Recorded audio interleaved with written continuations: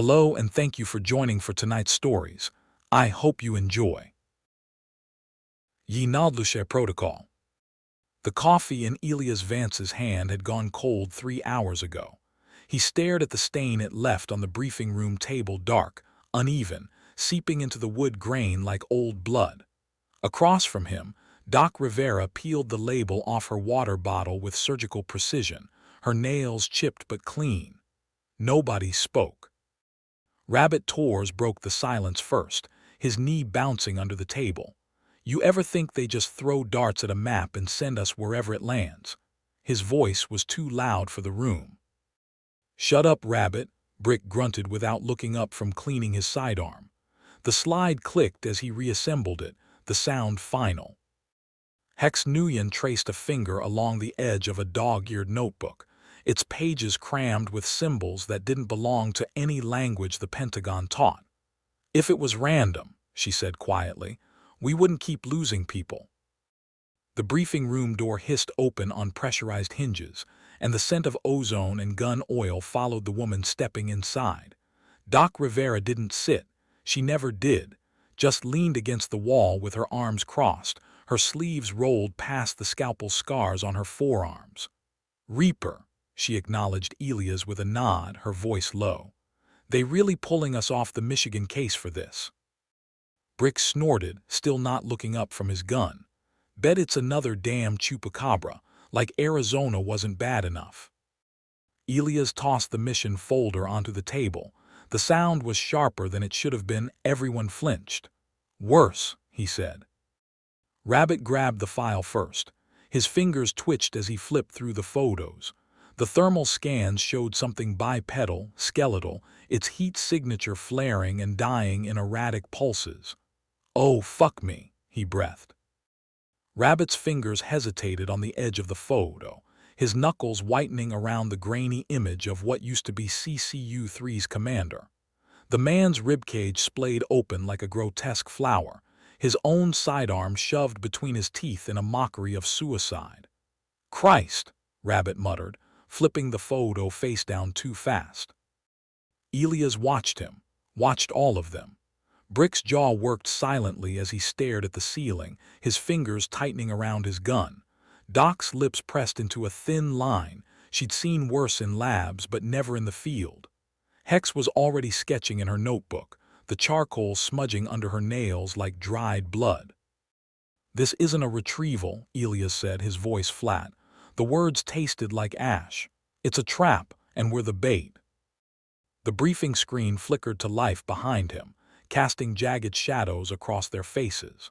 Footage from CCU-3's helmet cams played in grainy silence, men screaming orders in their own voices, muzzle flashes illuminating something wrong moving between the trees.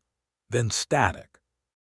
The footage froze on the screen, CCU-3's commander's face twisted in a scream, his own hands clawing at his throat.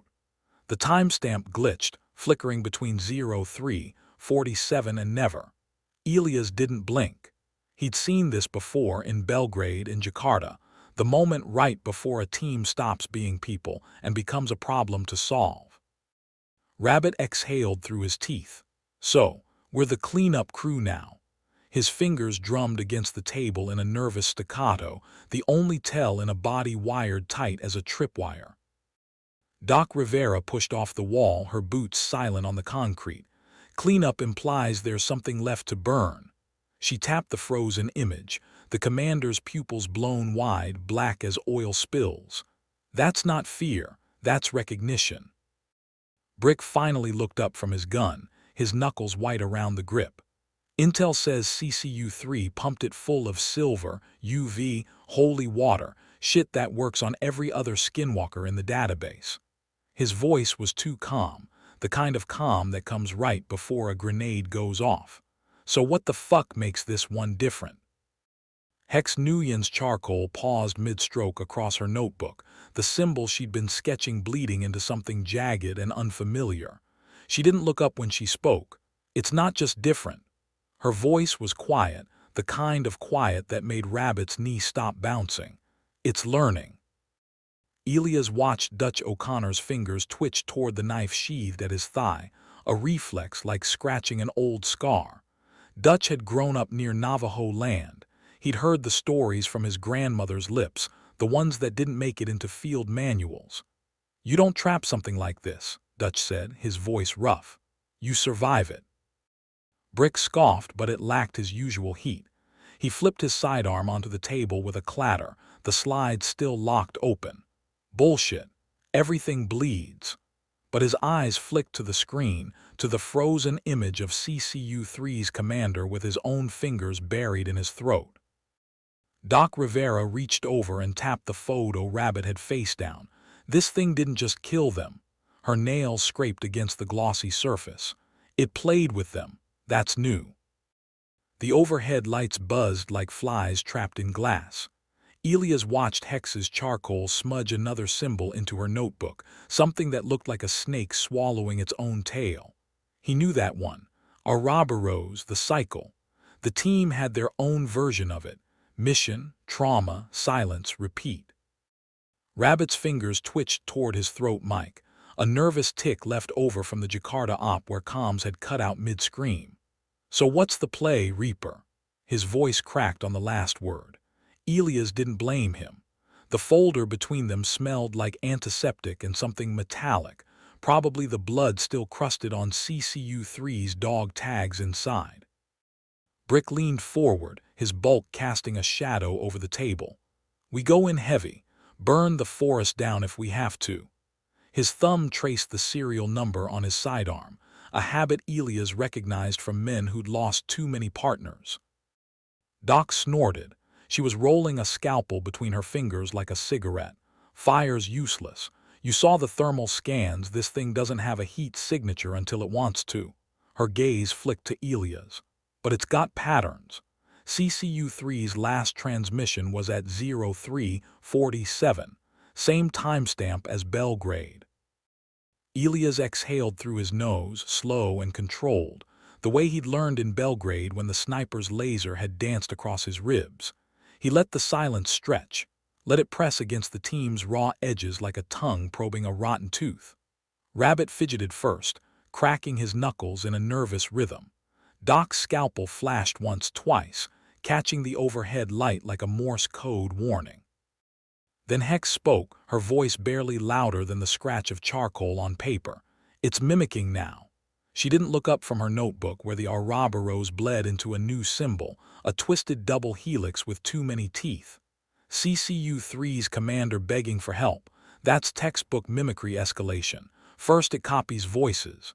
Then, her charcoal snapped mid-stroke.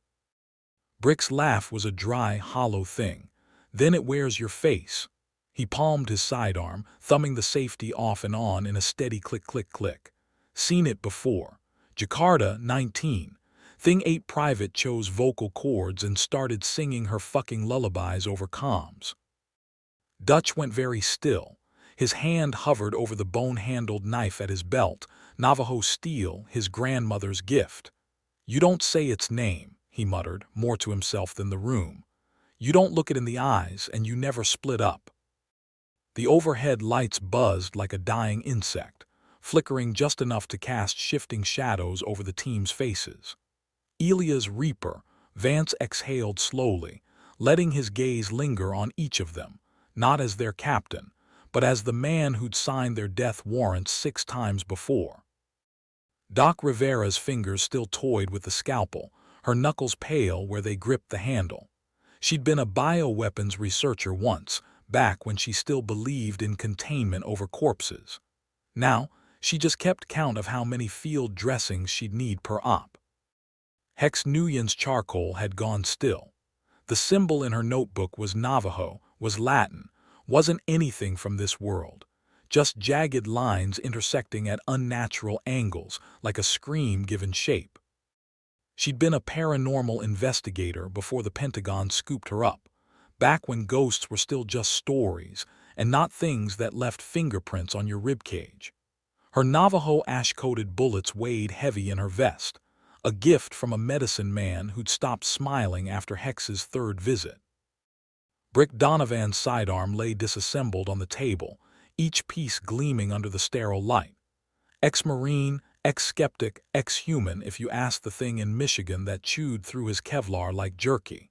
He didn't talk about that op. Just cleaned his guns louder afterward, like he could scrub the memory out with CLP and brute force. Rabbit tours. Knee hadn't stopped bouncing since Jakarta. Tech genius, comms specialist, and the only one who'd seen the raw footage from CCU3's helmet cams. His fingers danced over his tablet now, pulling up thermal scans that flickered between human and wrong, a glitch in the system or something wearing skin a little too tight. He'd been recording since he was 12, back when his biggest fear was his stepdad's temper. Now he archived their nightmares in 4K. The scalpel in Doc Rivera's hand caught the light like a threat. She wasn't cleaning it, just turning it over and over between her fingers, the way a gambler might shuffle a lucky card before the stakes got too high. Elias watched her knuckles whiten around the handle and knew exactly what she was thinking. 6 field dressings per op, but never enough for what's coming. Hex Nguyen's charcoal snapped against her notebook. The symbol she'd been sketching, something between a spiral and a scream, bled into the next page, warping the paper like a heat mirage. She didn't flinch. Hex never did, not after the thing in Manila peeled her partner's face off mid-sentence and tried to wear it like a mask. Her Navajo ash-coated bullets rattled softly in their case, a sound like teeth chattering in the dark. Brick Donovan slammed a fresh magazine into his sidearm with a click that echoed louder than it should have. His hands were steady, always were, even when the rest of him was.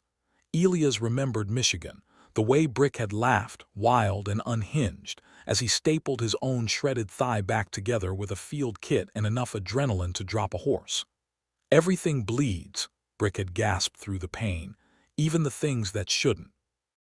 Rabbit Tor's fingers danced across his tablet, pulling up CCU3's last transmission, a garbled burst of static that resolved into their commander's voice, pleading for backup in words that didn't match his cadence.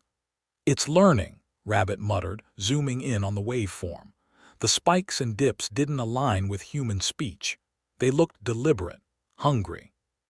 The scalpel slipped from Doc Rivera's fingers and clattered onto the briefing table, a sound too sharp for the silence that followed.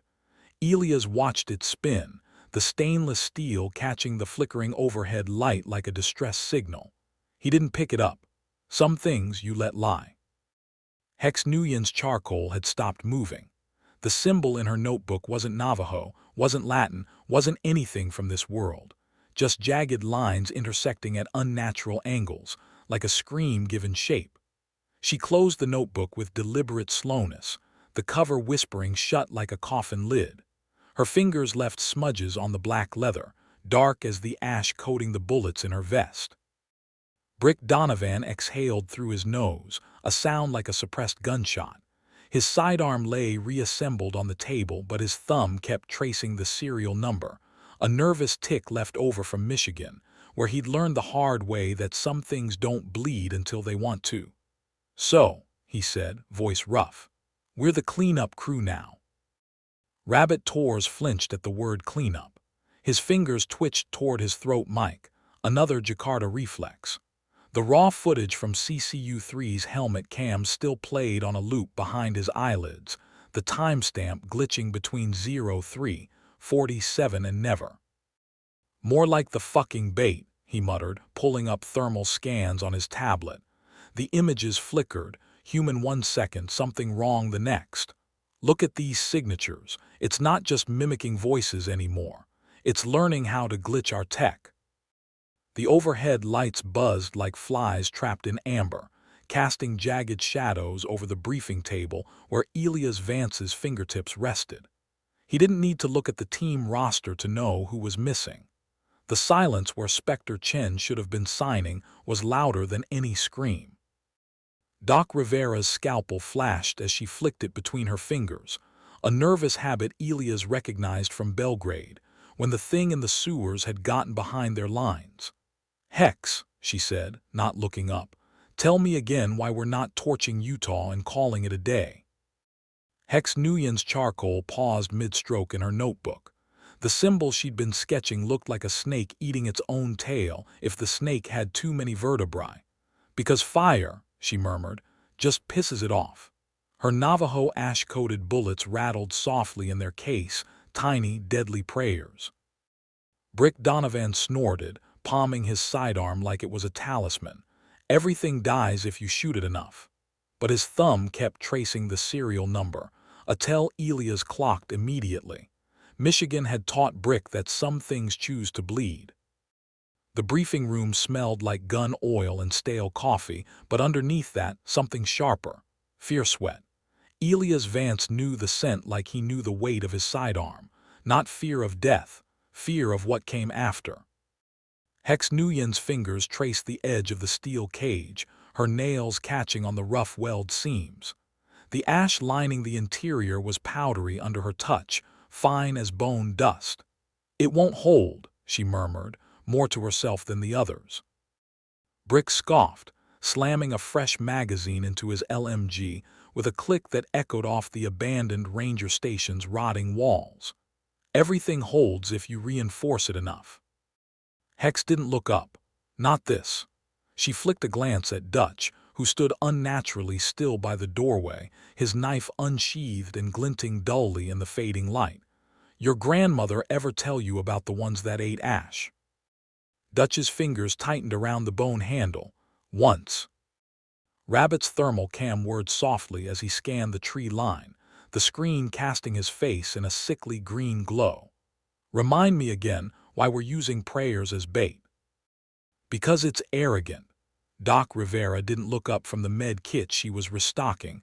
Too many gauze rolls, not enough tourniquets. Things like this always come when you mock them. Elias checked his sidearm for the third time. The weight was familiar, but the hollow points weren't. Hex had coated each one with the same white ash lining the cage. "Rabbit." Sound check. Rabbit's fingers danced across his tablet.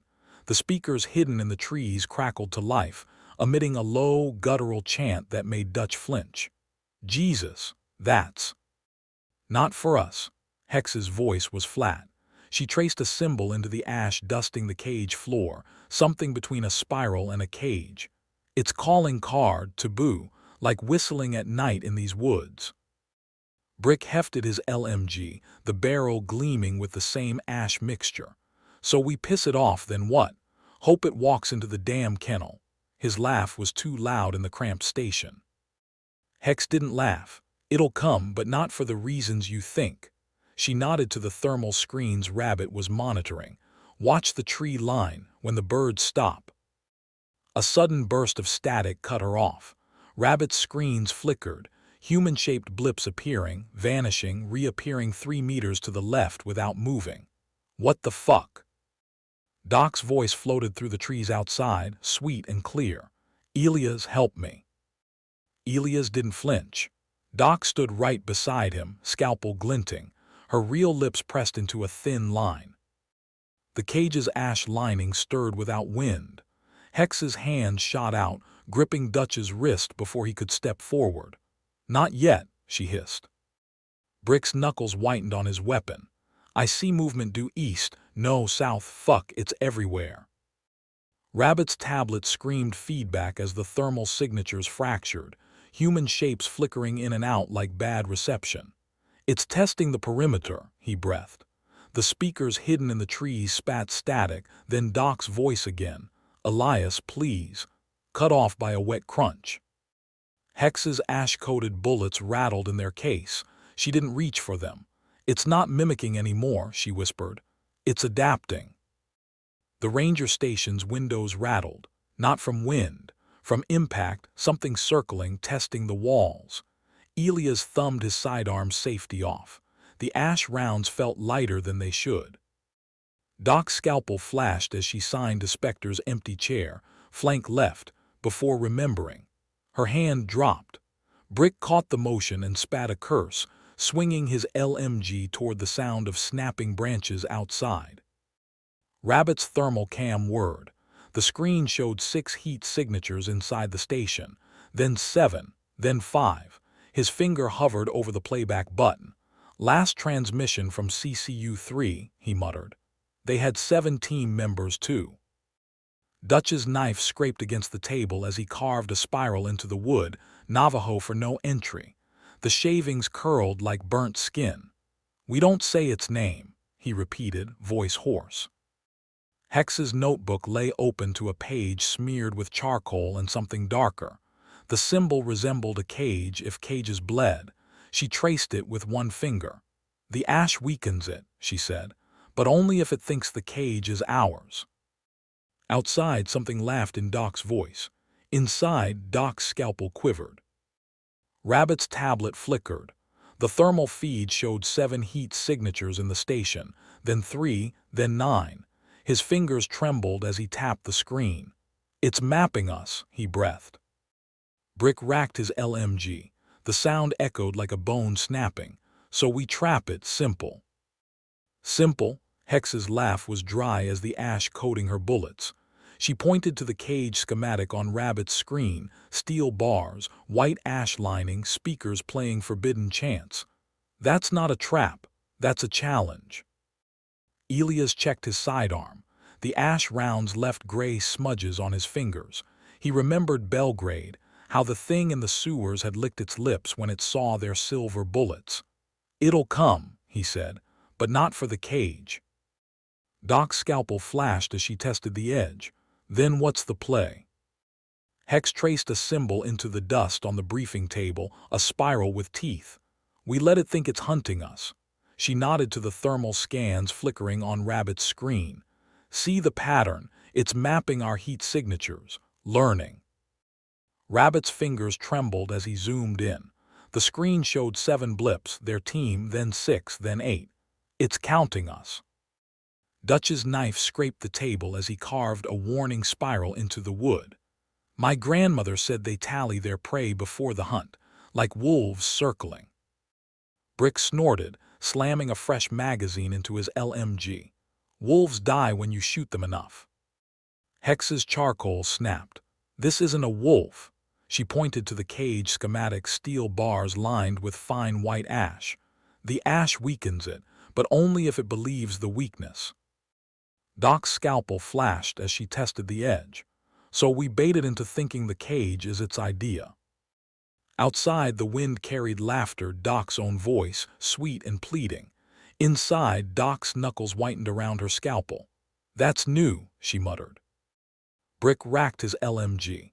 "Bullshit mind games. Everything dies when you shoot it enough." Hex traced a symbol into the ash dusting the briefing table, a spiral with too many teeth. "It's learning our patterns." Her finger smudged the lines. "Last transmission from CCU-3, their commander begging for help. Same cadence as Belgrade." Rabbit's thermal cam whirred. The screen flickered 7 heat signatures inside the station. Then 6, then 8. "Fuck, it's counting us." Dutch's knife scraped against the table as he carved a spiral into the wood. "Navajo for no entry." The shavings curled like burnt skin. "My grandmother said they tally prey before hunting." Brick scoffed, slamming a fresh mag into his LMG. The click echoed like a snapped femur. "Everything dies when you shoot it enough." Hex didn't look up. "Not this." She tapped the cage schematic, steel bars lined with white ash. "Ash weakens it, but only if it believes the weakness." Elias thumbed his sidearm safety off. The ash-coated rounds left gray smudges on his fingers. "Then we sell the lie." His gaze flicked to Rabbit's flickering screens. "Make it think the cage is its idea." Doc's scalpel flashed as she tested the edge. Outside, something laughed in her voice, pleading, sweet. Inside, her knuckles whitened around the handle. "New tactic," she muttered. "It's escalating mimicry." Spectre Chen's earpiece hit the forest floor with a wet thud, still warm, still humming with static. Rabbit's fingers froze over his tablet screen. The comms had been dead silent for 17 minutes. That wasn't static. That was chewing. Brick swung his LMG toward the tree line before his brain registered the movement. His finger found the trigger by muscle memory, the same reflex that had saved him in Manila when the thing wearing his Ko's face had licked its lips wrong. The muzzle flash lit up the clearing in strobes, brass casings arcing through the air like falling stars. Something dark and long-limbed folded around the bullets like they were rain. Then it wasn't there anymore. Behind, Hex's warning came half a second too late. Brick's head snapped around just in time to see his own shadow detach from the tree behind him, stretching upward with too many joints. His scream started as a roar, cut itself on a laugh that wasn't his, then gurgled into silence mid-chuckle. The LMG hit the dirt, still spinning from the recoil. Rabbit's thermal cam whirred frantically. The screen showed 5 heat signatures, no, 4, no, 7, flickering like a broken flipbook. Movement northeast, no, everywhere, his voice cracked. The tablet displayed Spectre's last GPS coordinates in pulsing red. The dot wasn't moving, just breathing. Elias didn't waste breath on orders. He grabbed Rabbit's vest and yanked him backward as Doc's voice floated from the trees. Elias, help me, too sweet, too perfect, the way she'd sounded in Belgrade before the sewers. Real Doc was already moving, scalpel flashing as she sliced her palm and smeared blood across the cage's ash-lined bars. It wants patterns, she hissed. So we break them. Hex's Navajo ash-coated bullets clicked as she loaded them one by one into her revolver. The symbols carved into the casings gleamed wetly in the dying light. She didn't aim, just pointed the barrel at the tree line and whispered something that made Dutch flinch. The trees shivered. Something landed in the clearing with a wet thud, Brick's earpiece still crackling with static. No, not static, chewing. Rabbit gagged. The thermal cam showed 8 heat signatures now. 9, then 3, then none. Dutch's knife carved a spiral into the dirt at his feet, Navajo for no entry. The blade came up streaked with something black and glistening. It's counting us, he rasped. Like wolves circling. A branch snapped. Doc's voice floated from the trees. Elias, help me. But Doc stood right beside him, scalpel flashing as she sliced her palm and smeared blood across the cage's ash-lined bars. Break the pattern, she hissed. The cage rattled without wind. Hex's revolver barked once.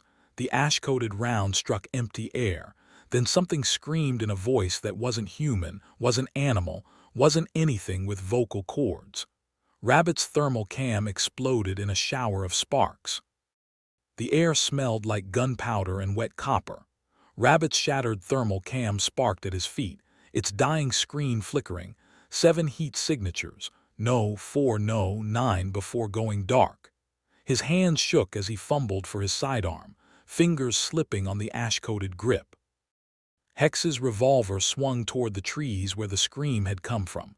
Her Navajo bullets left faint smoke trails in the air, the ash coating burning black where they'd struck something. It's learning, she murmured, but not fast enough. A wet crunch came from the tree line, like a deer stepping on dry leaves if deer had too many joints. Elias didn't turn toward it. He kept his eyes locked on Doc's bloody handprint smeared across the cage bars, the crimson stark against the white ash. Rabbit, he said, voice low. Play CCU3's last transmission, full volume. Rabbit's throat worked, but... Do it. Rabbit's fingers danced across his tablet, pulling up the corrupted audio file, CCU3's final transmission. The speakers hidden in the trees crackled to life, spitting out a burst of static before resolving into their commander's voice. Fall back, fall. Then shifting midward into something wetter, hungrier. The trees shuddered. A branch snapped, not from wind, from weight. Dutch's knife carved another spiral into the dirt, his fingers trembling. It's here. His whisper barely carried over the transmission's distortion. Commander Graves' voice unraveling into giggles, then gurgles, then a sound like a throat learning to scream. The cage's ash lining stirred without wind. Elias didn't blink, again. Rabbit hit replay. The distorted scream looped, human at first, then wrong in ways that made Hex's ash-coated bullets rattle in their case. Something moved at the edge of the clearing, a shadow stretching too long, joints bending backward to step into the light. It wore Brick's face. His lips split into a grin wider than his jaw should allow. You missed me, it said in Brick's voice, if Brick's vocal cords had been unspooled and restrung wrong. Hex's revolver barked twice. The ash-coated round struck center mass. Brick's chest bloomed black where the bullets hit, the wounds spreading like ink in water. The thing wearing his skin laughed, the sound peeling away into static. Then it wasn't Brick anymore. Just a silhouette with too many teeth, flickering between shapes, wolf, man, something with too many ribs. The cage's ash lining rippled like disturbed water as the silhouette stepped forward, too many limbs unfolding, too many teeth catching the dying light. It spoke in Brick's voice, but the words slithered. Ash burns, it mused, tilting its head at an impossible angle. But fire needs air. Hex's revolver didn't waver. She fired again. The ash-coated round punched through the thing's throat, or where a throat should have been. Black tendrils curled from the wound, knitting back together before the bullet casing hit the ground. "Dutch," she hissed. The chant. Dutch's hands shook as he pulled a leather pouch from his vest, Navajo prayer sticks wrapped in red thread. His grandmother's voice echoed in his head. "Words are knives, cut deep." He struck the sticks together. The sound wasn't loud. It didn't need to be. The silhouette flinched. Elias lunged for the cage's release lever. The steel bars slammed down like a guillotine, too fast, too clean. The thing was already inside, not trapped, waiting. Its form flickered, Brick's face melting into Doc S, then into Spectre's silent scream, before settling into something almost human. Almost. Clever, it admitted, running a tongue over teeth that kept multiplying. But cages have doors. The steel cage rattled against the truck bed as Elias downshifted, the gears grinding like bones in a meat grinder. Through the reinforced glass partition, he could see the silhouette inside shifting, not pacing, not testing the bars, just smiling with whatever face it had chosen this hour. The rearview mirror showed Rabbit clutching his bandaged forearm in the backseat, his tablet screen cracked but still flickering with corrupted thermal scans. Hex reloaded her revolver with methodical precision, each ash-coated bullet clicking into place like a clock ticking down. The underground facility's garage smelled of bleach and something darker, copper undertones, the scent of old blood never fully scrubbed away. Scientists in yellow hazmat suits swarmed the truck before it fully stopped, their gloved hands reaching for the cage with a reverence that made Dutch's knife hand twitch. One of them, a woman with glasses fogged by her own nervous breath, leaned too close to the bars. The thing inside went still. Then it blinked with Doc's eyes. The scientist recoiled so fast her clipboard clattered to the concrete. "It's watching us," she whispered, though no one had asked.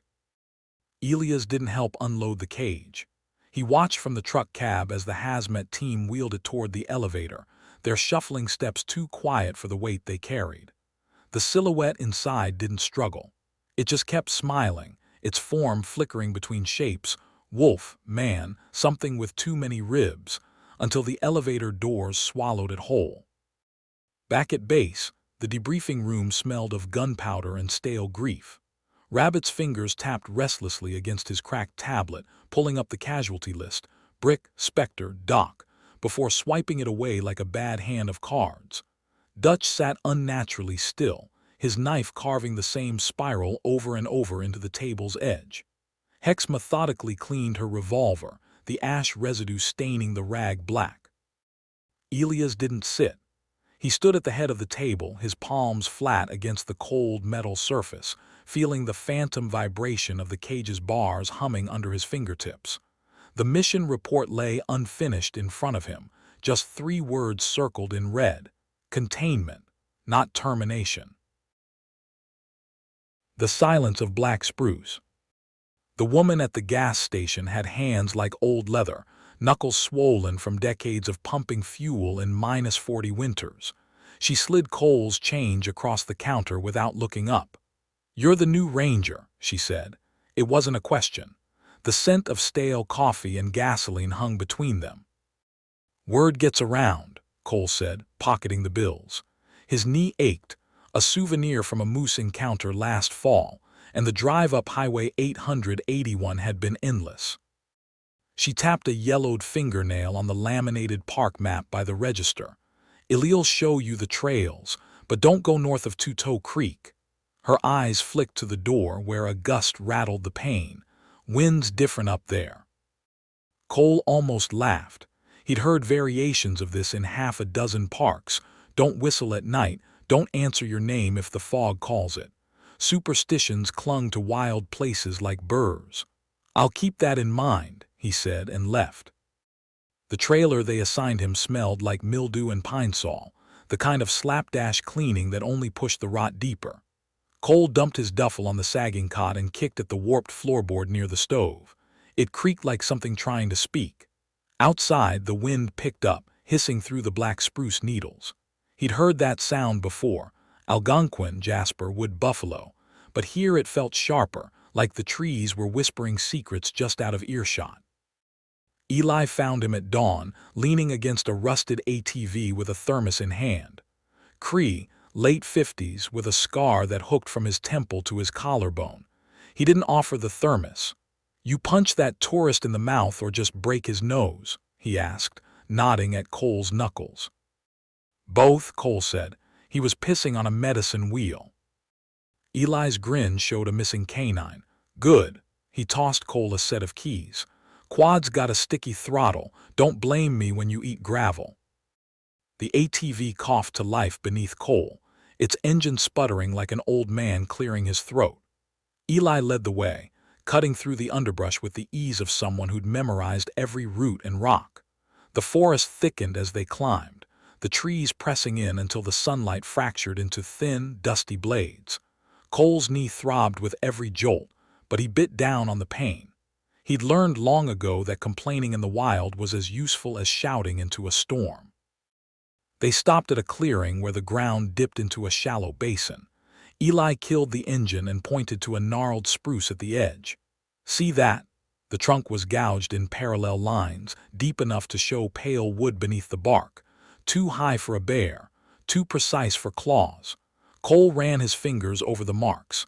The edges were smooth, as if whatever made them had taken its time. "Trapper's cabin's half a click north," Eli said, handing Cole the thermos. The coffee inside was bitter, laced with something earthy that warmed him from the inside out. "Smells like death out here today." He was right. The air carried a sweet, sickly rot like meat left too long in the sun. Cole had smelled it before: carcasses, wet decay, but this was different. It clung to the back of his throat, insistent. The cabin was a sagging ruin, its roof caved in under years of snow. The door hung crooked, its hinges screeching when Cole pushed it open. Inside, the floorboards were stained dark in jagged patterns. No blood, just something oily seeping up from between the planks. A rusted trap lay in the corner, its teeth still sharp. Eli didn't step inside. "Old man Henderson used to run lines here," he said, voice low. "Went missing 'bout 10 years back. They found his coat, though, chewed through like something sucked the marrow out first." Cole knelt by the trap, running a gloved thumb over the serrated teeth. They came away clean, too clean. "Bear?" he asked, though he already knew the answer. Eli snorted, kicking at the doorframe. "Bear don't leave teeth marks like that, and bears don't." A gust cut through the clearing, carrying a sound Cole couldn't place, halfway between a whistle and a wet cough. Eli went rigid. His hand closed around Cole's forearm, gripped tight enough to bruise. "We're leaving." The ATVs roared to life, but the sound didn't drown out the other noise, a skittering like branches dragged over bark, keeping pace just beyond the tree line. Cole risked a glance back. Something pale flickered between the trunks, too tall to be a man, too thin to be alive. Then it was gone. Base camp felt too bright after the forest's gloom. The radio buzzed with routine chatter, a lost hiker near Lac La Biche, a wildfire watch east of Fort McMurray. Normal problems, human problems. Cole scrubbed a hand over his face. His coffee had gone cold, but he drank it anyway, the dregs gritty with whatever herb Eli had brewed into it. The radio static hissed like a living thing. Cole stabbed at the power button, but the damn thing kept crackling, a wet, sputtering sound that made his teeth ache. Outside, the wind had picked up again, rattling the trailer's aluminum siding. It sounded like fingernails dragging down the walls. Eli hadn't spoken since they'd bolted from the trapper's cabin. He stood by the window now, staring into the trees, his reflection warped in the grimy glass. His right hand kept drifting to the hunting knife sheathed at his hip. "Dispatch called while you were pissing," he said finally. "University group missed their check-in. Anthropologists got permits for the North Quadrant." Cole's gut tightened. The hungry land. Eli's knuckles went white around the thermos. They had a Cree guide, Tommy Whitebear, good kid, not the type to wander off.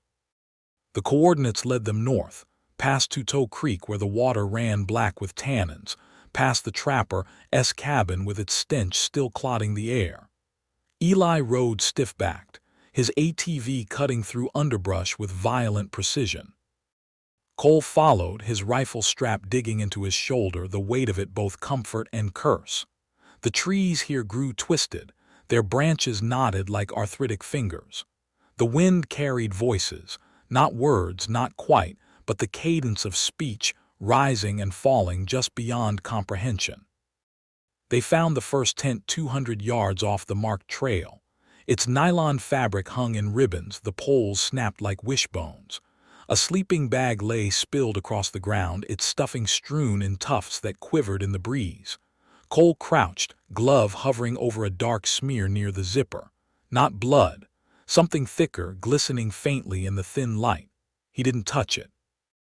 "Tommy wouldn't have brought them this far," Eli said, kicking at a trampled patch of reindeer moss. His boot left a perfect print in the damp earth, but beside it something else had pressed into the soil. A long, splayed mark, too narrow for a boot, too deliberate for an animal. The second tent was worse. The rainfly had been peeled back in a single, ragged tear, the interior streaked with rusty handprints.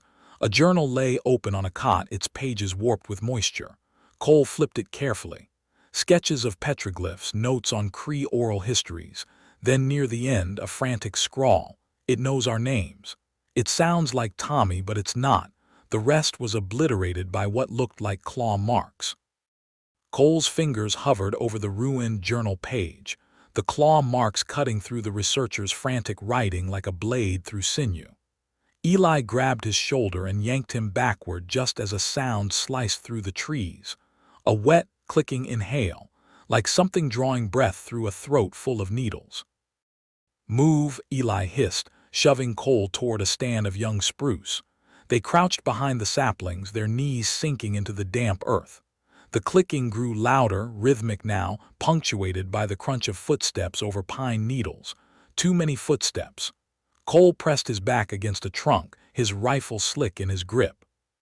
Through the branches, he caught glimpses of movement, something lurching between the trees on all fours, its limbs bending at wrong angles, its spine arching like a drawn bow.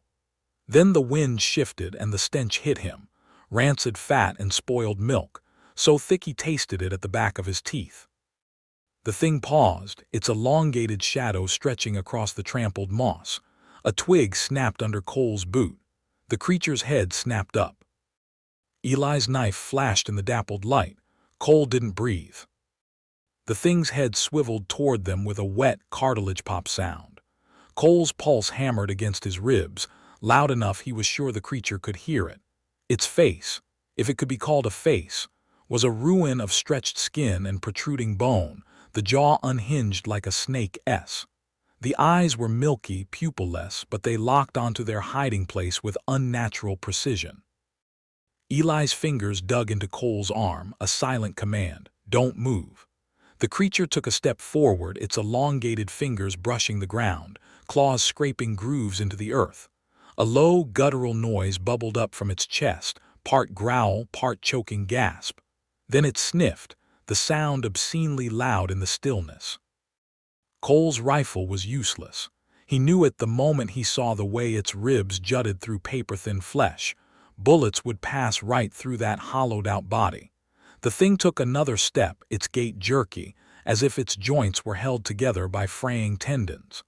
The stench worsened, a physical weight pressing against Cole's lungs. Then the wind shifted.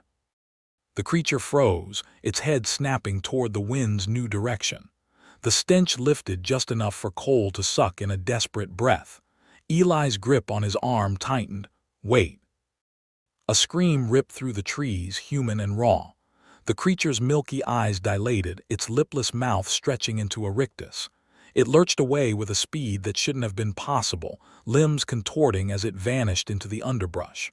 The scream came again, closer now, and beneath it, laughter. High, fractured giggles like a child's voice played backward. Cole didn't realize he'd moved until Eli yanked him back. Not that way, Eli hissed, jerking his chin east. There's a trapline shack, solid door. His knife hand trembled. If we're lucky. They ran, branches whipping at their faces, the forest alive with skittering sounds just beyond sight. The shack was half buried in ferns, its log walls weathered gray. Eli slammed the door behind them, the bar latch groaning under his weight. The air inside reeked of old fur and iron. Cole braced against the wall, his lungs burning. Outside, the screams had stopped. The silence was worse. The trapline shack's single window was a square of grimy glass, smeared with decades of fingerprints and something darker. Cole pressed his back against the wall beside it, his breath coming in shallow gasps. Eli crouched by the door, his knife held low, the blade catching thin slivers of light. The silence outside was absolute. No wind, no skittering, just the oppressive weight of the forest holding its breath. Then the scratching started. It began at the far corner of the shack, a slow drag of something sharp over wood. Cole's skin prickled.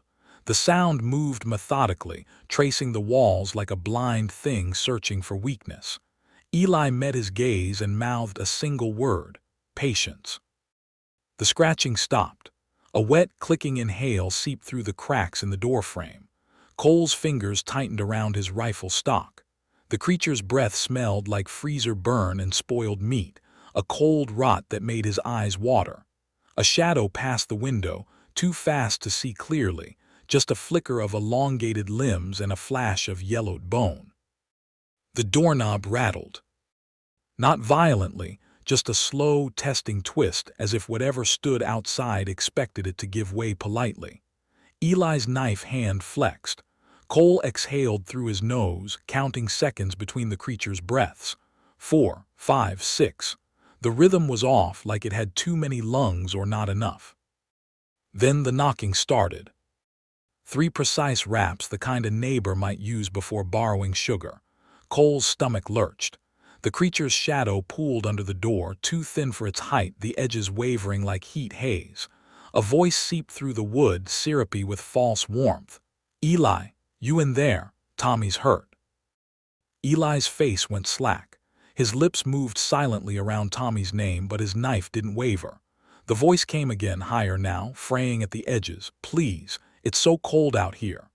A child's whimper threaded through the words, Tommy's little sister's voice, the one Cole had heard laughing by the fire pits back at base camp. Eli's breath hitched. Cole grabbed his wrist. Don't, he mouthed. The creature's shadow under the door elongated, stretching impossibly toward Eli's boots. A wet cough rattled the shack's walls. The voice splintered into static, then reformed, deeper. Cole's ex-wife's smoky drawl. You always were a coward. The doorknob jerked violently. Eli lunged, driving his knife through the gap between door and frame.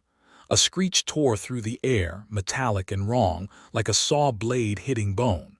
The shadow recoiled, pooling blacker than the surrounding dark. Something heavy hit the ground outside with a thud that shook the floorboards. Cole's ears rang with the aftermath of that inhuman shriek. The knife trembled in Eli's grip, its blade slick with something thick and black that smelled like copper left in the rain. Outside, the creature thrashed, a wet, jerking sound like a hooked fish flopping on dry land. Then silence. Eli exhaled through his nose, slow and controlled. That won't kill it, he whispered, wiping the blade on his jeans. The stain spread like oil, just pissed it off. The air in the shack grew colder. Frost spiderwebbed across the window pane.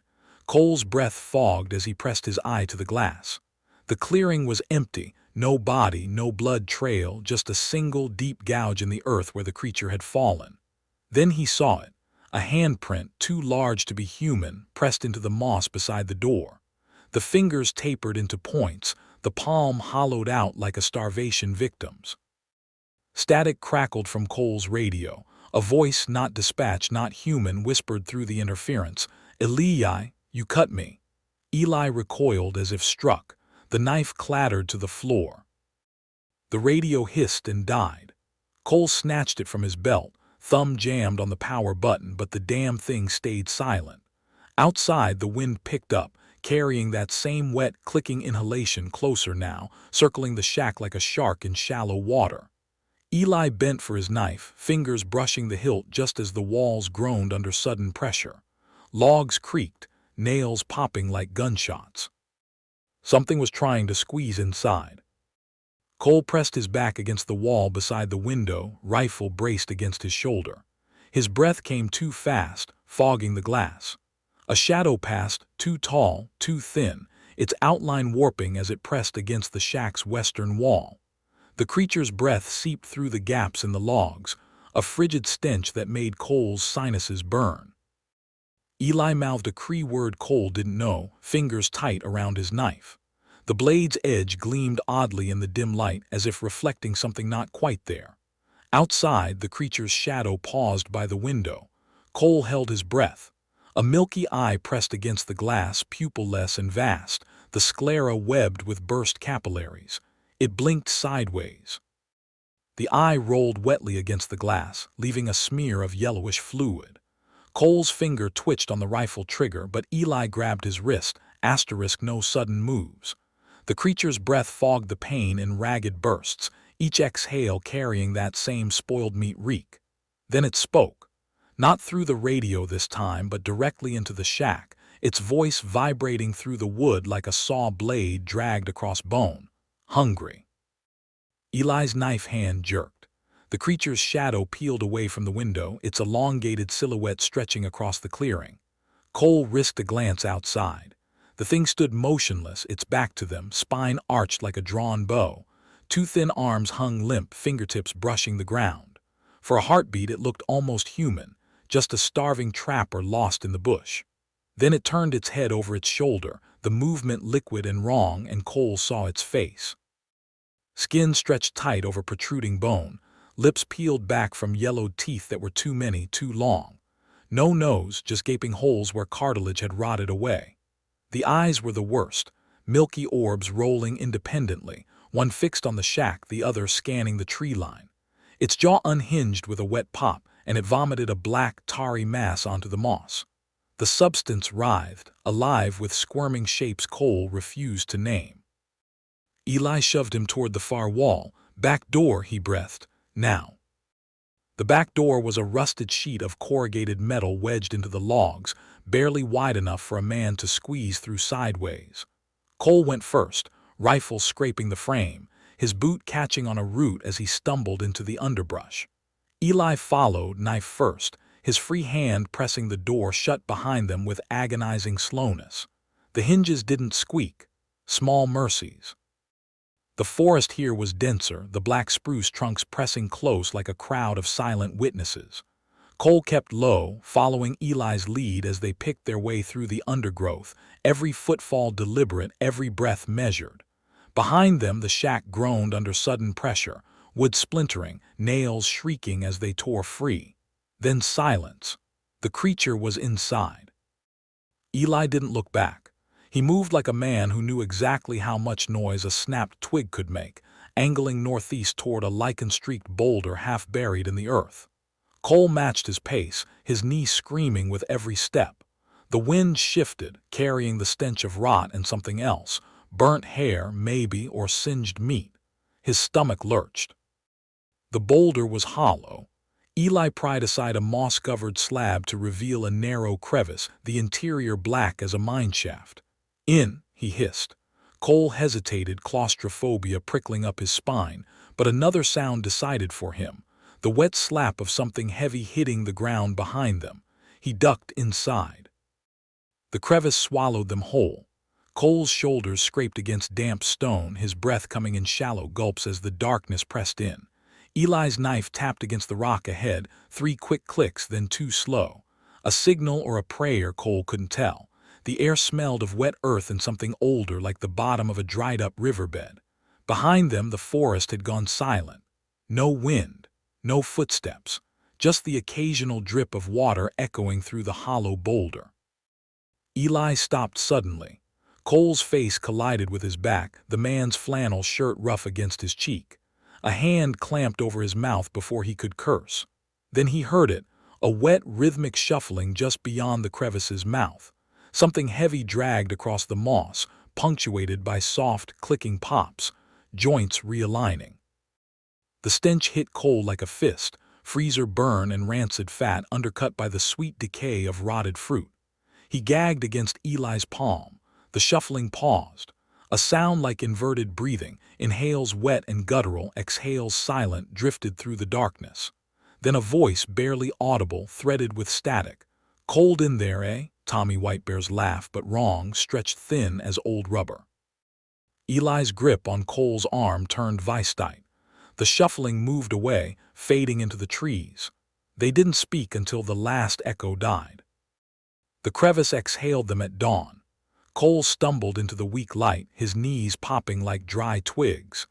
Eli emerged slower, his knife hand shaking, not from fear, Cole realized, but exhaustion. The forest around them was preternaturally still, not even a jay calling. Only the wind moved, threading through the spruce with that same whispering hiss. Eli pointed northwest with his chin. "River S that way, running water stops it." His voice was raw, like he'd been screaming. Cole didn't ask. They moved single file, Eli breaking trail through Devil's Club and Deadfall. The plants here grew twisted. Willows bent double as if bowing to something unseen. Raspberry canes coiled like nooses. Cole's rifle strap chafed his neck. He adjusted it for the 20th time, fingers brushing the scratches on the stock, fresh grooves, too deep for branches. A scream tore through the trees ahead, human, female. The scream cut off abruptly, leaving only the wind's hollow whistle. Eli froze mid-step, one hand raised in silent warning. Cole's pulse hammered against his ribs, too loud, he thought wildly, it'll hear. The forest held its breath. A second scream shattered the stillness, closer this time, raw with terror. Eli broke into a run without a word, knife flashing as he slashed through a tangle of willow branches. Cole followed, his boots skidding on moss-slick rock. The trees thinned suddenly, revealing a clearing where the earth dipped into a shallow sinkhole. At its center, a woman thrashed waist-deep in black water, her hands clawing at something beneath the surface. Cole recognized Dr. Lorna Varga from her park permit photo, salt and pepper braid now loose, glasses gone, face contorted in a silent scream. Her fingers scrabbled at a pale shape wrapped around her torso, too many joints, too many fingers. The water churned oily dark around her.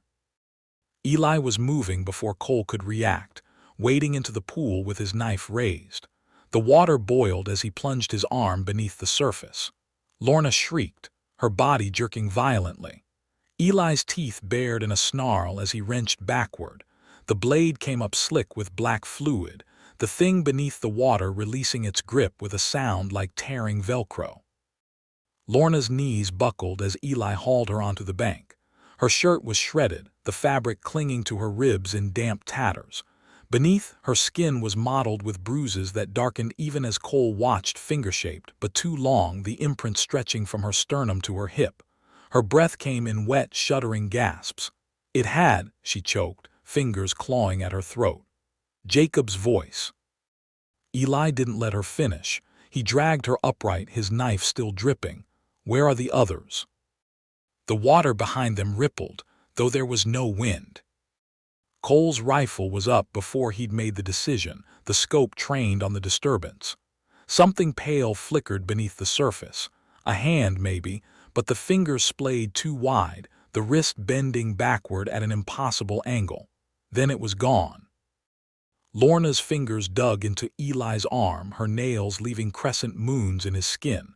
"Kai Marisol," her voice cracked. They ran when it started singing. The last word came out strangled, as if it hurt to say. Cole swept the tree line with his rifle scope. The clearing's edges blurred into a wall of spruce, their branches too still. No birds, no wind, just the sluggish ripple of the sinkhole's water, dark as oil. Then the recorder started playing. It lay half buried in the moss near Lorna's feet, a handheld digital unit, its screen cracked but still glowing. Static hissed from its tiny speaker, punctuated by wet clicks. Cole nudged it with his boot.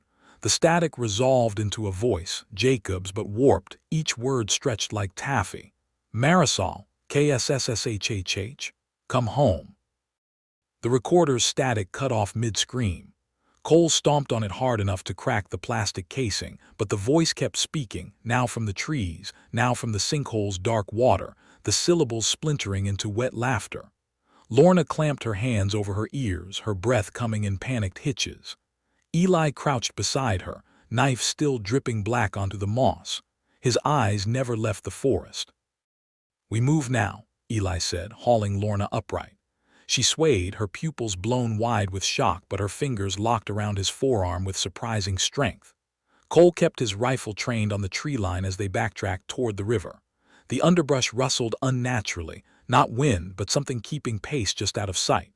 Twice, Cole caught movement in his periphery, a flicker of bone-pale limbs, the gleam of too many teeth. Both times when he turned, there was nothing but trembling leaves. The river was wider than Cole expected, its current swift enough to churn white around the rocks. Eli didn't pause at the bank. He waded in waist-deep, dragging Lorna with him. The cold hit her like a slap. She gasped, stumbling, but Eli held firm. "It won't cross," he muttered, more to himself than them. The water darkened around Lorna's legs, tendrils of black unspooling from her shredded clothes. Cole watched it dissipate downstream, his finger tense on the trigger. A branch snapped in the trees behind them. The branch snapped again, closer this time, deliberate. Cole spun, rifle stock pressed tight against his shoulder. The tree line shimmered, branches parting like a curtain. A figure stumbled into the clearing. Kai, the grad student, his forearm wrapped in duct tape gone gray with filth. His eyes were wild, lips cracked with dehydration. "It's right behind," he rasped, then collapsed face first into the moss. Lorna lunged for him, but Eli yanked her back. "Wait." His knife hovered over Kai's prone form. The duct-taped forearm twitched, fingers curling inward like a dying spider. Beneath the tape, something moved, a slow, undulating bulge. Cole's gut turned to ice. "That's not frostbite." Eli's blade flashed. The duct tape split with a sticky tear, revealing Kai's arm beneath. The skin was blue-veined and translucent, the flesh beneath writhing with thin, white tendrils. They pulsed in time with Kai's shallow breaths, branching up toward his elbow. Lorna made a wet, choking sound. "It's inside him." Kai's body convulsed, his back arching off the ground as the tendrils beneath his skin thickened, worming toward his shoulder. His mouth opened, too wide, unhinging at the joints, and a choked gurgle spilled out, flecked with black mucus. Lorna recoiled, her hands fluttering near his chest like she wanted to touch him but couldn't. Eli didn't hesitate. He drove his knife into Kai's forearm, twisting the blade deep. The tendrils recoiled, squirming away from the steel with a sound like wet rope snapping. Kai screamed, his voice breaking into something inhuman, his pupils shrinking to pinpricks. The wound didn't bleed. It wept, a thick, syrupy fluid that steamed in the cold air. Cole grabbed Kai's thrashing legs, pinning him down as Eli carved upward, peeling back skin to expose the nest of writhing filaments beneath. They pulsed like living veins, their ends frayed into needle-thin barbs that latched onto muscle. Lorna retched, turning away as Eli severed the largest cluster with a brutal yank. The tendrils spasmed, then went still, dissolving into a greasy black smear on the moss. Kai went limp, his breath shallow but human again. The remaining tendrils in his arm darkened, withering to brittle threads. Eli wiped his knife on his jeans, his face grim. "Not clean," he muttered, "just bought time." The riverbank reeked of iron and wet earth. Kai's arm lay limp across his chest, the withered tendrils curling like dead spider legs under the torn skin. Lorna crouched beside him, her hands trembling as she pressed a strip of shredded shirt over the wound. The fabric darkened instantly. "We need to get him to a hospital," she whispered. Eli shook his head, scanning the tree line. "Too far. Infection's moving faster than we can." His knife traced idle circles in the moss, a nervous tick Cole hadn't seen before. A wet cough rattled Kai's ribs. His eyelids fluttered, showing slivers of white. "It's in my dreams," he slurred, tongue too thick for his mouth. "Sings to me, in Tommy's voice." Lorna's grip on his shoulder tightened. The recorder in Cole's pocket suddenly weighed 10 pounds heavier. The river's current tugged at Cole's boots as he waded toward Kai, the icy water numbing his ankles. Behind them, the forest exhaled, a slow, shuddering rustle that made the rifle slip in his sweating grip. Kai's lips were tinged blue, his breath fogging in ragged bursts. The tendrils beneath his skin had darkened to vein-like threads, pulsing sluggishly up toward his collarbone. Lorna pressed her palm over the worst of it, her fingers trembling. "It's spreading," she whispered. The words hung between them like a verdict. Eli crouched beside Kai, his knife hovering over the creeping infection. "This'll hurt." He didn't wait for consent. The blade bit deep, carving a ragged circle around the advancing tendrils. Kai's scream was muffled by the river's roar, his back arching off the moss as black fluid welled from the wound. It smelled like rancid meat left in the sun. Cole's radio crackled to life, a burst of static, then Tommy Whitebear's voice, warped and wet. "Eli, you left me." Eli's knife clattered to the ground. His hands shook as he fumbled to turn the volume down, but the voice only grew louder, twisting into something guttural. "Hungry, so hungry." The river's roar swallowed Kai's whimpers as Eli's knife worked in grim silence. Each stroke carved away another inch of infected flesh, the tendrils curling like dying worms in the moss. Cole kept his rifle trained on the tree line, but the forest had gone unnaturally still. No wind, no birds, just the oppressive weight of something watching. Lorna pressed a shaking hand to Kai's forehead. "Fever's spiking," she muttered. The veins around his eyes had darkened to a sickly purple, branching like cracks in old porcelain. Eli's blade paused mid-cut. A wet pop echoed from Kai's chest, his sternum shifting under the skin. Lorna recoiled as something moved beneath his ribcage, a slow, undulating ripple. Eli met Cole's gaze over Kai's convulsing body. No words were needed. The knife flashed downward. Kai's scream tore through the clearing, cut short by a guttural retch. His mouth unhinged too wide, jaw dislocating with a sickening pop, and a black, tarry mass spilled over his lips. It hit the moss with a wet slap, writhing like a nest of eels. Lorna scrambled backward, her boots slipping in the mud. The mass pulsed, elongating into something vaguely hand-shaped, fingers too long, joints too many, before dissolving into the earth. The river swallowed Kai's body without ceremony. Eli's hands shook as he scrubbed his blade in the current, the water swirling black around his wrists before clearing. Lorna stood knee-deep downstream, her arms wrapped around herself like a cracked dam holding back screams. Cole watched the tree line, his rifle's scope reflecting nothing but empty branches. The recorder in his pocket buzzed once, a single static-laden syllable that might have been Cole. He didn't react. Eli straightened, his shadow stretching long across the water. "We cross."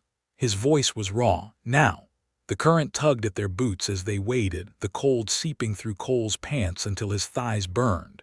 Behind them, the far bank remained still. No shadows, no whispers, just the hollow plink of water dripping from Lorna's braid onto the rocks. They found Marisol 2 miles downstream. The river spat them out onto a gravel bar where the current slowed to a crawl. Marisol lay curled in the shallows like a drowned cat, her fingers still clutching the cracked recorder. Cole knelt beside her, his shadow stretching over her body, too long in the dying light, fingers brushing her wrist before he could pull back. Her skin was ice. Lorna collapsed next to her, hands fluttering over Marisol's ribs. "She's breathing." The words came out cracked, half disbelieving. Eli didn't speak. He stood knee-deep downstream, watching the far bank where the trees leaned too close, their branches tangled like clutching fingers. Marisol's eyelids fluttered. Her lips parted not to speak but to vomit, a thin black trickle that smelled of spoiled milk and wet pennies. Lorna recoiled, then forced herself to wipe it away with her sleeve. The fabric came away streaked with something that wasn't quite blood. "It's in her too," she whispered. Cole's rifle felt heavier than it should. He checked the magazine out of habit, though he already knew 3 rounds left, useless against what followed them. The recorder in Marisol's hand sputtered to life, static hissing through its broken speaker. A voice, warped beyond recognition, whispered, "Almost home." The recorder's static cut off mid-sentence, leaving only the river's hollow murmur. Marisol's fingers twitched around the device, her knuckles white as bone. Eli knelt beside her, his knife hovering over her wrist, not threatening, just assessing. The veins beneath her skin pulsed black, branching up her forearm like ink spilled in water. Lorna exhaled sharply. "We're out of time." She wasn't looking at Marisol. She was staring downstream where the river bent sharply east. Beyond that bend was the ranger station. Safety. A lie they all needed to believe a little longer. Eli's blade flashed. The tip traced a shallow cut along Marisol's inner wrist. Black fluid welled up, thick as syrup. It didn't drip. It crawled, clinging to her skin in gelatinous strings. Lorna made a sound like a stifled scream. Cole's rifle scope reflected the scene back at him, Marisol's dilated pupils, the way her chest hitched with breaths too shallow to sustain her. The forest exhaled behind them. Branches creaked without wind. The recorder's static died with a final, wet pop. Marisol's fingers unclenched around it like a corpse releasing its last secret. Eli's knife hovered over her wrist a moment longer, then slashed downward in one clean stroke. The black threads beneath her skin recoiled, snapping like overstretched rubber bands. She didn't scream. Her mouth opened in a silent O, her pupils swallowing the last of the light. Lorna's hands fluttered uselessly over the wound. "We need," she started, then choked when the severed tendrils in Marisol's arm began to twitch, writhing toward each other like magnets drawn through meat. Eli cursed in Cree, his blade flashing again, this time carving a crude circle around the advancing infection. The smell hit them like a physical blow, freezer burn and spoiled honey, undercut by the acrid tang of rotting copper. Cole's rifle snapped up as the trees behind them breathed, branches parting with a sound like tearing cartilage. Nothing emerged, just shadows stretching too long in the fading light. His scope reflected Marisol's ashen face, her lips moving soundlessly around a single word: Jacob. Eli pressed a moss-backed wad of cloth to her forearm. The greenery blackened on contact, the moss curling into brittle threads. "River's not stopping it anymore," he muttered. His knife hand shook, not from fear, Cole realized, but exhaustion. The blade's edge was dull where it had cut through things that shouldn't exist. The river's murmur faded behind them as they stumbled toward the ranger station, a huddle of silhouettes limping through the dusk, their shadows stretching long and thin across the gravel. Marisol sagged between Cole and Eli, her breath coming in shallow hitches, the makeshift bandage on her forearm already seeping black. Lorna trailed behind, her gaze darting to every rustle in the underbrush. The recorder, cracked and silent, hung from Cole's belt like a cursed talisman. The station's porch light flickered through the trees, a sickly yellow glow that did nothing to dispel the creeping dark. Cole's knee screamed with every step, but he bit down on the pain. Behind them the forest held its breath. No wind, no birds, just the occasional snap of a branch too far away to be natural. Eli reached the steps first, his knife still slick with things Cole didn't want to name. The door swung open before he could touch it, revealing a dim interior strewn with overturned chairs and scattered papers. The radio on the desk hissed static, its frequency dial spinning wildly. Someone was here, Lorna whispered, towing a shattered coffee mug. The liquid inside hadn't dried yet. The radio's static hissed louder, twisting into a voice neither human nor Wendigo, something caught between. Temperature dropping, it rasped, then giggled, the sound wet and unspooling. The station's lone space heater flickered off. Frost crackled across the windows in jagged lacework. Eli kicked the door shut with his boot heel. The latch didn't catch. It never did. Cole knew without checking. The same way he knew the scent of rancid fat thickening the air wasn't from the station's broken fridge. Lorna pressed Marisol into a chair, her fingers lingering on the girl's wrist like she was counting seconds between pulses. Too slow. Too thin. Eli moved to the radio, his knife scraping the desk as he silenced it with a stab. The dial kept spinning. Cole watched the blade vibrate, the steel humming a note just beyond hearing. Something breathed against the back door. The air inside the ranger station thickened like congealing grease. Cole's breath fogged in front of him despite the broken heater's corpscool silence. Frost branched across the window panes in jagged patterns, too fast, too intricate, like veins mapping a monstrous circulatory system. Lorna's fingers tightened around Marisol's wrist. The girl's pulse stuttered under her touch, each beat farther apart than the last. Eli's knife vibrated in the radio's carcass, its hum pitching upward into a sound almost like speech. Cole didn't need to hear the words. He knew what was coming by the way the shadows in the corners twisted, their edges fraying into shapes that almost resembled arms, legs, the curve of a spine. The back door's hinges groaned, not from wind, from weight. Marisol's head lolled forward, her matted hair obscuring her face. When she spoke, her voice wasn't her own. It was Jacob's, but shredded, as if forced through a meat grinder. "You shouldn't have burned the notes." Lorna jerked back like she'd been scalded.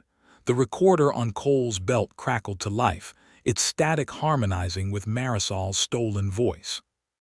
Eli moved first. He wrenched his knife from the radio and lunged for the door, slamming it shut with his shoulder.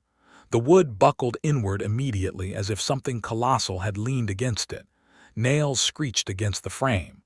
Cole's rifle was up before he could think, the scope trained on the door's center mass.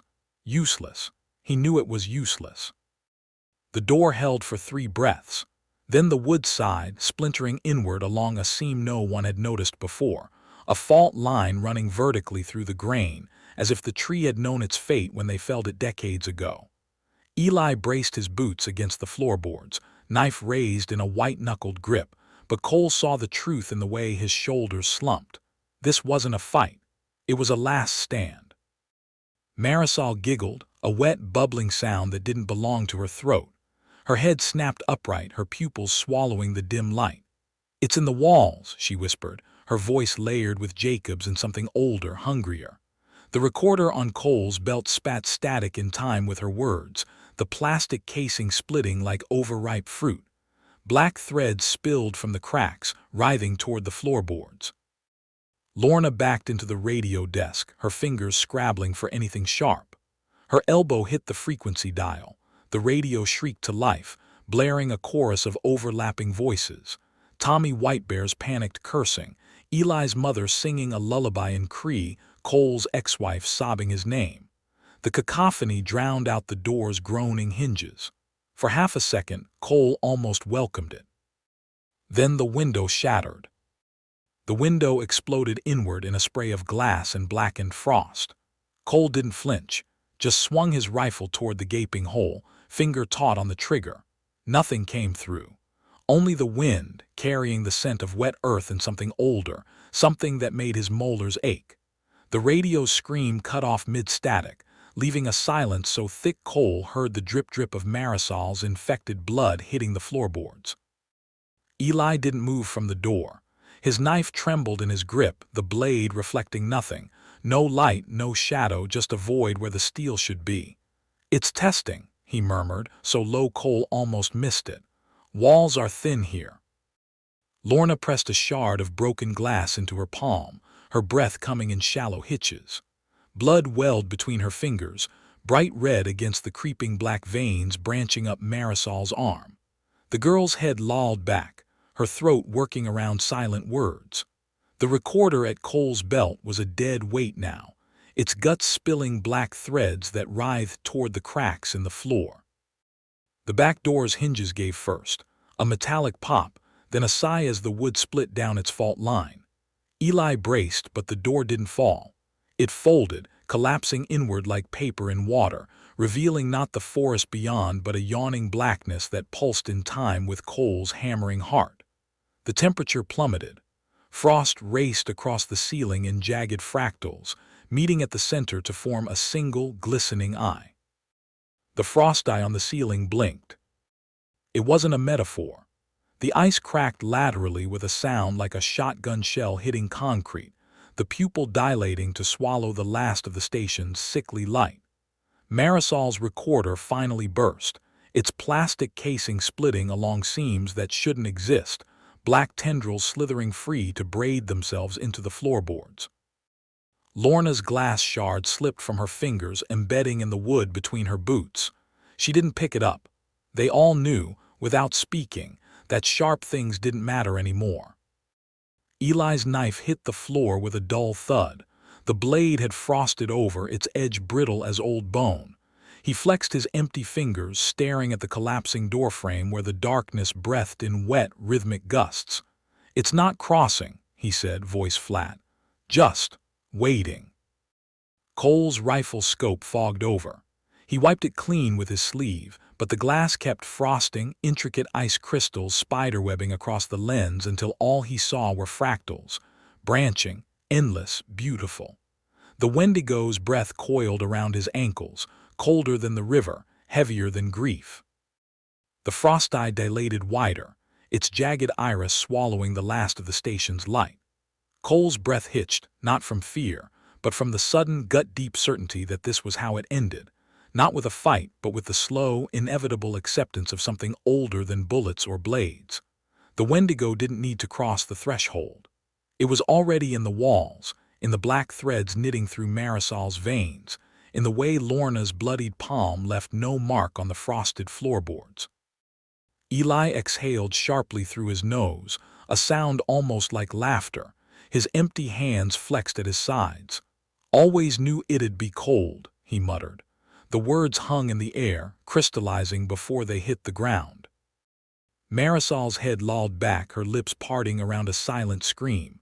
The black tendrils in her arm pulsed once, twice, then stilled. Her chest rose, a shallow, shuddering breath, and didn't fall again. The recorder's remnants stopped writhing. The frost eye blinked slower. Lorna reached for Marisol's limp hand. Her fingers passed through the girl's wrist like mist. The frost eye closed. Not with a blink, but with a slow, deliberate sealing, like a wound knitting itself shut. The station's walls groaned, timbers shifting as if the building were exhaling for the first time in decades. Eli's knife lay where it had fallen, its frosted blade now glistening with condensation. The black threads in Marisol's arm withered to ash, crumbling away from her skin like dead ivy. Cole lowered his rifle. The scope was clear again. He didn't remember wiping it. Lorna's hand hovered over Marisol's still chest, her fingers trembling. She didn't need to check for a pulse. They all saw the way the girl's lips had settled into a faint smile, the same expression Jacob had worn when they found his body curled in the trapper's cabin, frozen solid despite the August heat. The station's front door creaked open on its own. No wind, no hand, just the slow, inevitable surrender of wood to whatever waited outside. Cole didn't turn to look. He already knew what he'd see. The same thing Eli was staring at with blank acceptance, the same thing that made Lorna press her bloody palm to her mouth like a vow. Morning light bled through the doorway, pale and thin as skim milk. It should have been comforting. It was. The sun hung wrong in the sky, too low, too red, like a bloodshot eye peering through the trees. Cole's boots crunched over broken glass as he stepped forward, his rifle hanging useless at his side. The forest beyond was still, not peaceful, waiting. Marisol's body slumped in the chair, her smile frozen in rigor. The black veins had receded, leaving her skin marble pale, beautiful in the way corpses sometimes are. Lorna's fingers lingered on the girl's wrist, her thumb brushing the inside where the pulse should have been. "It let her go," she whispered. The words tasted like a lie. Eli bent to retrieve his knife. The frost had melted, leaving the blade streaked with rust-colored water. He wiped it on his jeans, the motion mechanical. "No," he said, too quiet. "Just finished eating." The sun didn't rise so much as it bled across the horizon, a slow seep of crimson light that stained the snow pink where it hadn't melted yet. Cole stood in the station's doorway, his shadow stretching long and thin across the warped floorboards. Behind him, Eli methodically wiped down his knife with a rag that had once been Marisol's scarf. The fabric came away black. Lorna knelt by the girl's body, her fingers lingering on the cold curve of Marisol's jaw. "We should bury her," she said, but the words lacked conviction. The forest had other plans. They all knew it. The radio crackled to life without anyone touching it. Static hissed, then resolved into a familiar voice, Jacob's but stripped of warmth, like a recording played through rotten wood. "Too late for graves," it whispered. The dial spun wildly before the speaker blew with a wet pop. Eli didn't flinch. Cole's rifle felt heavier than it should. He checked the magazine out of habit, 2 rounds left. Useless. He slid it back in with a click that echoed too loud in the thick air. The silence after the radio died wasn't silence at all. It was the absence of something they'd gotten used to, the static, the whispers, the way the air itself seemed to vibrate with unspeakable hunger. Cole stared at the blown-out speaker, its mesh warped outward like something had pressed against it from the inside. His fingers twitched toward the frequency dial out of habit before stopping midair. Useless. Everything was useless now. Eli moved first. He tucked his knife into his belt with a finality that made Cole's stomach drop. "Sun's up," he said, nodding toward the doorway. His voice was sandpaper rough, but his hands were steady. "Means we walk." Lorna didn't move from Marisol's side. Her fingers had found the girl's recorder, what was left of it, and were turning the shattered plastic over in her palms. The black tendrils were gone, leaving only hairline cracks in the casing. She looked up when Eli's shadow fell across her. "What about?" "We leave her." Eli didn't soften the words. "Ground's too hard here anyway." The trees swayed without wind, their branches creaking like old bones. Cole kept his rifle slung low, the weight of it a hollow comfort now.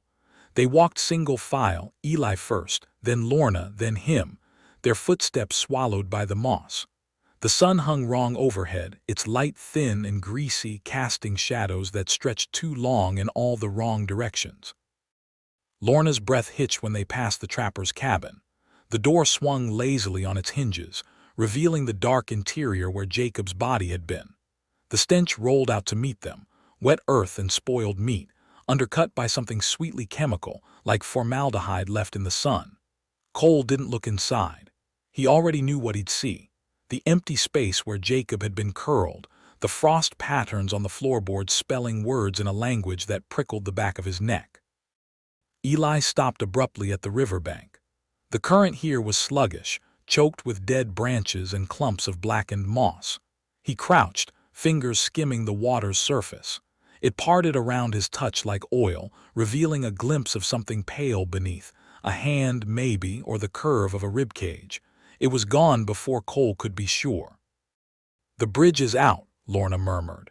She pointed upstream where the wooden slats lay splintered in the shallows, the supports gnawed through in jagged, uneven bites. Not animal teeth, not tools, something in between. The river didn't flow so much as it seeped, a thick, blackish slurry that clung to the rocks like congealing blood. Cole tested the first stepping stone with his boot, feeling it shift unnaturally beneath his weight. Not loose, breathing. Eli didn't wait for confirmation. He stepped onto the next stone, then the next, his movements fluid as if he'd rehearsed this crossing in dreams. Lorna hesitated, her fingers twisting in the fabric of her torn sleeve. Behind them, the trapper's cabin door groaned on its hinges, a sound too deliberate to be wind. Cole counted the stones between them and the far bank. 7. 7 chances to sink. His knee throbbed in time with his pulse, a dull ache that had long since ceased to matter. The rifle strap dug into his shoulder, its weight the only thing keeping him anchored to the idea of solid ground. He glanced back once, just once, and wished he hadn't. The cabin's doorway yawned black, but the shadows inside weren't shadows at all. They rippled, slow and deliberate, like something stirring from a long sleep. Eli reached the far bank first. He didn't offer a hand, just stood there, watching the water with an expression Cole couldn't name. Lorna made it to the fourth stone before her boot slipped. She caught herself with a gasp, her palm slapping the wet rock. When she pulled her hand back, the skin was pristine. No scrapes, no blood. Just a faint sheen of something oily that evaporated before their eyes.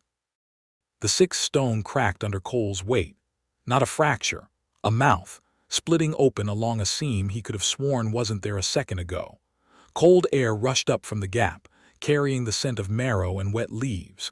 He lunged for the bank, his boots skidding in the mud as Eli grabbed his arm. The stone snapped shut behind him with a sound like teeth meeting bone. The far bank wasn't safe, just quieter. The trees here grew in perfect, unnatural rows, their trunks spaced exactly 3 feet apart like teeth in a comb. Eli's knife hand twitched at his side, the blade catching dull glints of that wrong, red sunlight. Lorna hugged herself, her sleeves ripped where Marisol's fingernails had dug in during the last convulsions. Cole's knee gave out as he stumbled onto solid ground, the pain flaring bright and hot before settling into a familiar, distant throb. The radio in his pack crackled to life without being turned on. Static bled into a voice none of them recognized, an old woman's maybe, or a child's pretending to be old. "You brought the cold with you," it sighed. The speaker popped, then went silent. Eli didn't react. He was staring at Cole's hands where frost had begun to spiderweb across the rifle's stock despite the humid air. Lorna touched her own throat, her fingers coming away black with the same residue that had seeped from Marisol's veins. She didn't scream, just stared at the stain like it was a math problem she couldn't solve. The wind picked up, except it wasn't wind. It was breath, exhaled from somewhere deep in the too orderly trees, carrying the scent of wet fur and spoiled berries. Eli took a step forward, then another. His knife trailed black droplets in the dirt, each one sinking into the earth too fast. "Almost there," he muttered, though none of them knew where there was any more. The path ahead curved sharply left, vanishing into a thicket of brambles that gleamed like polished bone. The brambles parted without sound, their thorn branches curling away from Eli's approach like living things recoiling from a flame. Beyond them, the forest ended abruptly, not at a road or clearing, but at a sheer drop into fog so thick it swallowed the horizon whole. Cole's breath hitched. The rifle's frost had spread to his fingers now, webbing between his knuckles in delicate silver tracery. He flexed his hand. The ice didn't crack. It bent, pliable as living tissue.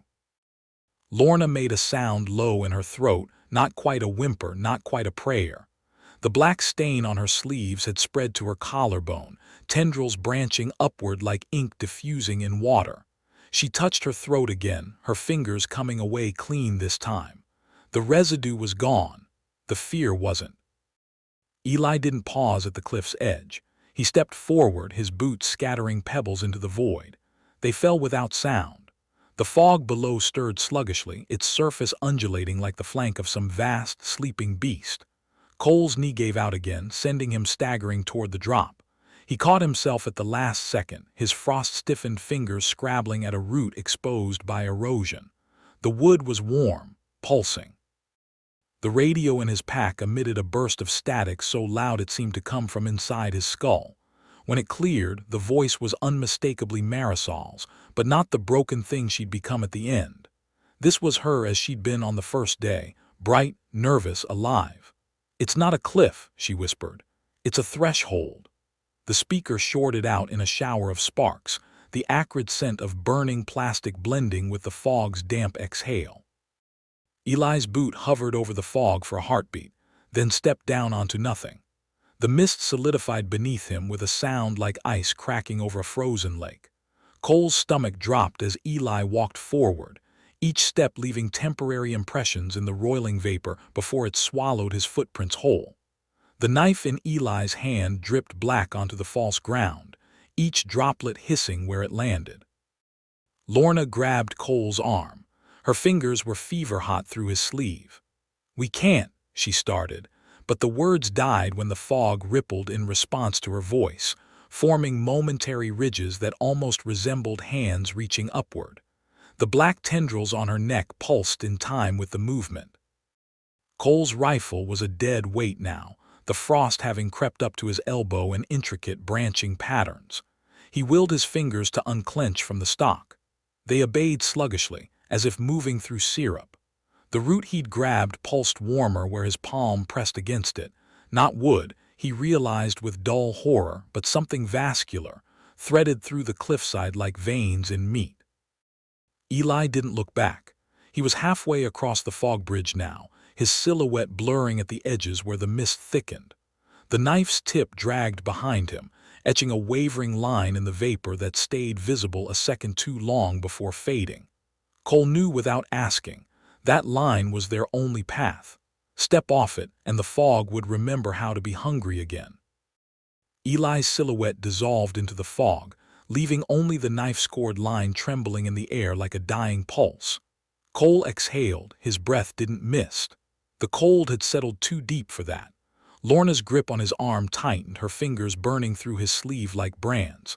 The black tendrils on her neck had branched to her jawline, delicate as fern patterns, but her eyes were clear. Terrified, but clear. The root beneath Cole's palm twitched. Not wood, never would, something with a heartbeat. He yanked his hand back, strands of fibrous tissue clinging to his frost-webbed skin before snapping like old sinew. The fog ahead rippled where Eli had vanished, its surface undulating in slow, deliberate waves. The knife's path glimmered faintly, already fading. Lorna stepped first. Her boots sank into the fog up to the ankle before finding purchase on whatever Eli had walked on. The mist recoiled from her touch with a hiss, blackening where the tendrils on her neck dripped oily sweat. She didn't look back, just tightened her grip on Cole's arm and pulled. The fog accepted him like a throat swallowing. Cold, not the sharp bite of winter, but the deep marrow chill of something that had never known warmth. His boots met resistance, but it wasn't ground. It flexed, breathed. The rifle on his back groaned as frost spiderwebbed across its scope, the metal contracting in the unnatural cold. The fog tasted like wet chalk and forgotten graves. Cole's teeth ached with it, the cold seeping into his molars as they inched forward. Eli's knife-scored path glimmered underfoot, not light, but the absence of darkness, a negative space their boots somehow remembered to follow. Lorna walked half a step ahead, her silhouette smudged at the edges where the mist drank her outline. The tendrils on her neck pulsed black in time with her heartbeat, branching down her spine like roots seeking purchase. The rifle on Cole's back had frozen solid against his shoulders, its weight no longer familiar, a corpse strapped to him. He flexed his stiffening fingers. The frost patterns had reached his bicep now, delicate as lace, binding him to the weapon he could no longer raise. Something in the mist sighed against his ear. Not wind, not breath. Language. Eli emerged from the fog ahead like a figure developing in darkroom chemicals, first his knife, then the sharp angle of his shoulder, finally his face, stripped of all expression. The path ended where he stood, the vapor behind him swirling into a solid wall. Not trees, not sky, a stopping place. Lorna's knees buckled first. She caught herself on hands that left no imprint in the yielding ground, her black-veined throat working around silent words. The tendrils had reached her temples now, fine as spider silk under her skin. Eli didn't offer his hand, just stared past her at Cole with eyes that reflected nothing. No fear, no recognition, just the endless white of the fog behind them. Eli's knife hit the ground with a dull thud. The sound was wrong, too soft, like it had landed on wet flesh instead of dirt. Cole stared at the blade, its edge blackened where frost had eaten through the steel. Behind Eli, the wall of fog pulsed once, twice, then stilled. A shape pressed against it from the other side, something vast and indistinct, its outline shifting between branches and ribs and grasping fingers. Lorna exhaled sharply through her nose. The sound was almost a laugh. Her fingers dug into the earth, coming up stained with something too dark to be soil. The tendrils on her neck had reached her hairline now, fine as capillaries, branching toward her scalp. "This is it," she whispered. Her voice didn't echo. The fog swallowed it whole. Cole's rifle slid from his shoulder, the strap snapping under its own weight. The weapon hit the ground and shattered like ice, the barrel splitting open to reveal hollow darkness inside. Frost crawled up his wrists, intricate as lace, binding him where he stood. He didn't try to move. The cold had settled too deep for that. Eli turned his empty hands palm up. His fingertips were black with necrosis, the skin peeling back in papery curls. He didn't seem to notice. "Threshold," he murmured. The word hung in the air, crystallizing before it hit the ground. The fog parted like a curtain on its final act, not with wind or sound, but with silence so absolute it rang in Cole's ears. The shape behind Eli solidified, not branches, not ribs, but a doorway. Old wood blackened at the edges, its frame carved with symbols that made Cole's eyes water when he tried to focus. The knob turned itself, slowly, deliberately. Lorna made a sound like a sob caught in a wire. The tendrils had reached her scalp now, fine as hairline fractures in porcelain. She reached for Eli's sleeve, her fingers passing through the fabric like smoke. "No," she whispered, not a protest, a realization. Eli's smile was the worst part, small, tired. The kind a man wears when he's just remembered the punchline to a joke he'd forgotten was cruel. He stepped toward the door, his boots leaving no prints in the ashen soil. The knife stayed where it had fallen, its blade dissolving into black silt. Cole's rifle was gone. The frost had reached his collarbone, intricate as a coroner's stitchwork. He willed his legs to move. They didn't. The cold wasn't paralysis, it was acceptance. The door yawned wider, revealing nothing but a deeper dark, not empty, waiting. The door didn't creak when it opened fully. Old hinges should have screamed, but this silence was worse. Cole's breath crystallized in the air, each exhale hanging suspended for a heartbeat too long before vanishing. The threshold wasn't empty. It never had been. Shapes moved in the deeper dark, not quite silhouettes, more like afterimages burned into the back of his retinas when he stared at the sun too long. One detached itself from the gloom, resolving into a familiar slope of shoulders, the way Jacob used to stand when he was tired after field work. Lorna made a wet, broken sound. Her hand, still outstretched toward Eli's ghost, twitched as the figure in the doorway lifted its head. Not Jacob's face, not anymore. The skin had split at the cheeks, peeled back like rind to reveal something glistening and too smooth beneath. Its mouth moved, but the voice came from everywhere at once. "You took so long." The words vibrated in Cole's molars. Eli stepped through the door without looking back. His outline blurred at the edges, bleeding into the dark like ink in water. The thing that wasn't Jacob reached for him with fingers that elongated as they moved, bones cracking audibly as they rearranged themselves mid-reach. Cole wanted to shut his eyes. His frost-sealed lids wouldn't obey. Lorna collapsed forward onto her hands, her hair hanging in limp curtains. The black tendrils had reached her temples now, fine as cracks in old paint. When she lifted her head, her pupils were gone, just smooth, dark orbs reflecting the doorway's yawning void. "It's warmer inside," she murmured. Her voice had the same cadence as the recorder's final transmission. She crawled toward the threshold, her palms leaving no prints in the ash. Cole's lungs burned with every breath, the frost in his chest expanding like a second set of ribs. He watched Lorna crawl toward the doorway, her movements jerky, puppet-like, and understood with cold clarity that she hadn't been Lorna for some time. The black tendrils weren't infection. They were roots, anchoring whatever spoke through her now. The door loomed, its frame pulsing faintly with each syllable from the thing wearing Jacob's skin. Eli was gone, truly gone, not just beyond the door but unmade, his outline dissolved into the dark like sugar in tea. The knife he'd dropped was just a stain now, its silhouette bleeding into the ashen ground. Cole tried to speak. His jaw creaked, frost sealing his lips shut. Above him, the sky wasn't sky anymore, just a flat, white expanse like the inside of an eyelid. Lorna reached the threshold. Her fingers curled around the doorframe, nails splitting as they dug into wood that wasn't wood. The thing that wasn't Jacob cupped her face with its two long fingers, its thumbs pressing into her eye sockets with wet, popping sounds.